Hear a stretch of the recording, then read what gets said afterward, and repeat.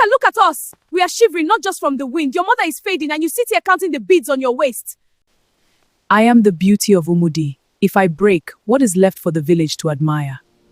Why should I trade my serenity for a grief that is not mine, Ada? If I mourn like for the veil it will sire. The victory of ash, child. You speak of beauty as if it is a fortress, but a fortress with no one inside is just a tomb. You say emotions are ripples that distort the reflection? You forget that only living water can have ripples. Dead ice reflects perfectly, but nothing can drink from it. Then let me be ice. I would rather be a perfect diamond than a handful of common mud that everyone feels entitled to tread upon. A diamond is beautiful, Amaka, but it is cold. And a diamond can never love you back. I do not need love. I have my mirror. In it, I am never disappointed.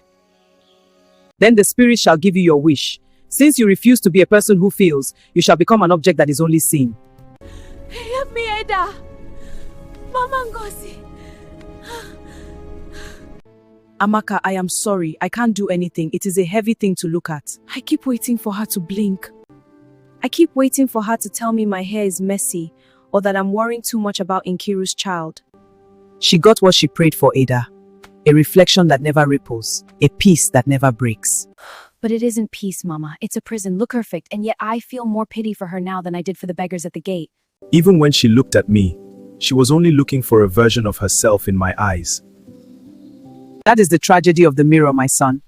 If you use the world only to see yourself, eventually the world disappears. And once the world is gone, there is nothing left of you but the frame.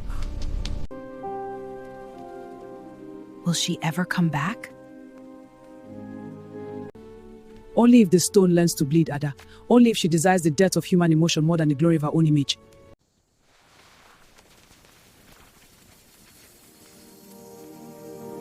By morning, the porch was empty of the girl, but in her place stood a magnificent statue of white stone, clutching a bronze mirror. Mothers would lead their daughters to the village square and point to the frozen beauty.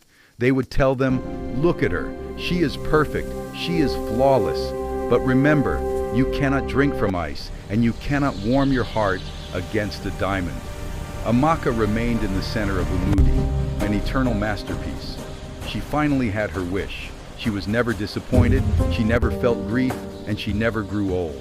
But as the village celebrated weddings, mourned deaths, and sang songs of messy, beautiful life around her, the statue remained exactly what she had chosen to be. As years bled into decades, the village grew around the figure. It became a landmark for travelers and a warning for the youth.